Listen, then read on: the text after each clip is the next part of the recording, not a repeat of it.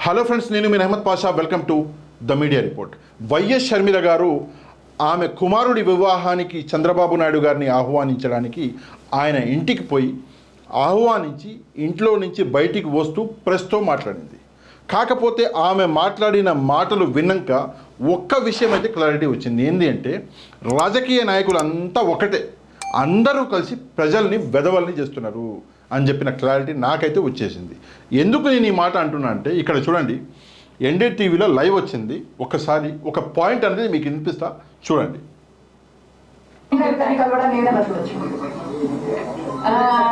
చంద్రబాబు గారిని చూడడానికి ఏ విధంగా చూడొచ్చు అంటే, మామూలుగానే ఒక ఫ్రెండ్లీ ఎన్వైరన్మెంట్ లో అందరం చూస్తే బాగుంటుంది. నేను లోకేష్ గారు ఒక ట్వీట్ నాకు రిప్లై చేశారు.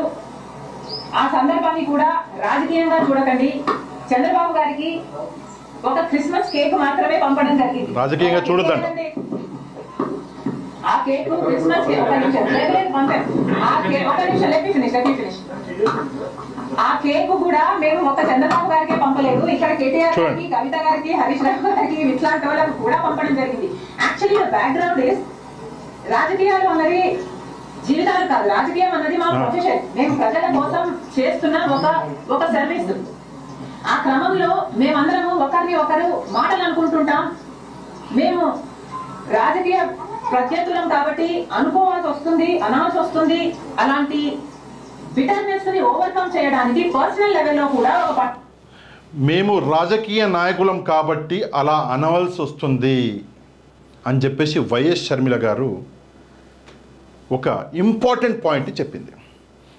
చంద్రబాబు నాయుడు గారికి కేక్ పంపించిన, కేటీఆర్ గారికి, కేసీఆర్ గారికి పంపించిన అని చెప్పేసి ఆమె నవ్వుకుంటా చెప్తుంది. నా పాయింట్ ఏంటి అంటే, ఆమె పంపించిందా, పంపించలేదా, లేదా పంపించడంలో తప్పుందా, అది పంపించడం కరెక్టా అన్న విషయం పక్కన పెడితే, రాజకీయ నాయకులు అందరూ కలిసి ఒకరికొకరు కేకులు పంపించుకుంటూ ఉంటే ఇక్కడ కార్యకర్తలు కొట్టుకొచ్చావాలా? మీ రాజకీయాలలో ఉన్న సీరియస్నెస్ ఇక్కడే అర్థమవుతుంది. మీకోసం కార్యకర్తలు కొట్టుకుచావాలి, ఓటర్లు డివైడ్ అవ్వాలి. మీ రాజకీయాల కోసం ప్రజల మధ్యలో చిచ్చు పెడతారు మీరు, కానీ మీరు మాత్రం కలిసి ఉంటారు. ఇది ఎక్కడి ధర్మం నాకు అర్థం కాదు. అయినా సరే, లోకేష్ గారు ట్వీట్ చేసిండు వైఎస్ షర్మిల గారి గురించి. సరే, ఇంతవరకు చేయని ట్వీట్ ఇప్పుడు ఎందుకు చేసిండు? ఇందులో రాజకీయం లేదా? మరి మీరు కేక్ పంపించర్రు, ఎప్పుడన్నా పంపించారా ఇంతవరకు? ఈరోజు ఎందుకు పంపించరు? ఇందులో రాజకీయం లేదా? సరే, పెండ్లి పత్రిక అంటే ఓకే, మీరు ఇస్తున్నారు, మంచి విషయమే. కానీ ఇందులో కూడా రాజకీయాలను దాచిపెట్టింది మీరే, రాజకీయ నాయకులే. ప్రజలని పక్కాగా హౌలాగాలని చేస్తున్నారు అందరు కలిసి. వీళ్ళందరూ ఒకటే. ఒకడేమో ప్రాంతీయత అంటాడు, ఇంకోడేమో కులం అంటాడు, ఇంకోడేమో మతం అంటాడు. మేము అసలు కులాల కోసమే పుట్టినాం, మా వాళ్ళ కోసం పుట్టినాం అంటారు. మళ్ళా సాయంత్రం కాగానే వాళ్ళు బాగుంటారు, ప్రజలు కొట్టుకసావాలి. ఇవి రాజకీయాలు. అందుకే నేను ప్రతిసారి ప్రజలకు ఒక విషయం చెప్తా. ఏంటి అంటే, కులాల మీద, మతాల మీద, ప్రాంతాల మీద, భాషల మీద ఎవడైతే మాట్లాడతాడో వాణ్ణి అస్సలు నమ్మకండి. అసలు ఓటు వేయకూడదు అట్లాంటి వాళ్ళకి. డెవలప్మెంట్ మీద మాట్లాడే వాళ్ళకి ఓటు వేయండి. ఇక ఈ మేడం గురించి మాట్లాడితే, ఈ మేడం ఏం చేసింది? నేను నా లాస్ట్ వీడియోలలో, కొన్ని వీడియోలలో కూడా చెప్పిన, అన్నని కాపాడింది, అన్నని జైల్లోకి వెళ్ళి బయటికి తీసుకొచ్చింది, అన్న కోసం పాదయాత్రలు చేసింది, మంచి విషయమే, అందులో తప్పేం లేదు. అన్నకి పట్టం కట్టి ముఖ్యమంత్రిని చేసినాక అన్న చెల్లెళ్ళు ఇద్దరు తిట్టుకున్నారో కొట్టుకున్నారో లేదా అది కూడా ఒక ప్లానో తెలియదు. ఫైనల్గా ఈమె ఏం చేసింది? మొత్తం బుట్ట సదురుకొని తెలంగాణకు వచ్చి, లేదు నేను తెలంగాణ బిడ్డని, తెలంగాణ కోడల్ని అన్నది. సరే అని చెప్పేసి ఇక్కడ పార్టీ పెట్టింది, ఇక్కడ పార్టీల తిరిగింది, మొత్తం పాదయాత్రలు చేసింది, ఇక్కడ లీడర్లను తిట్టింది, పోలీసు వాళ్ళని కొట్టింది, మమ్మల్ని మీడియా వాళ్ళని కూడా ఏంది అసలు మొత్తం అడ్జస్ట్ పడేసింది, ఏం మాట్లాడనీయలే మమ్మల్ని. సరే ఓకే, చూద్దామని చెప్పేసి మేము కూడా కూర్చున్నాం, చూద్దామని చెప్పేసి ఊరుకున్నాం.